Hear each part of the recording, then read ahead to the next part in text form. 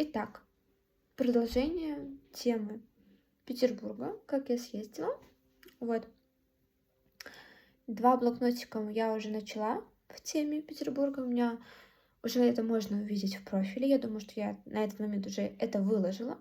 Поэтому продолжаем делать. У меня есть будет целый разворот, связанный с чеками, с билетиками. Я привезла чеки, билетики с Эрмитажа, с Петергофа. Также тут есть, в принципе, с трамвайчиков или электричек. На чем я там ездила? Вот. И где-то есть чек, в принципе, с дорог. Все передвижения я сохраняла, чтобы оформить красивый разворот, память.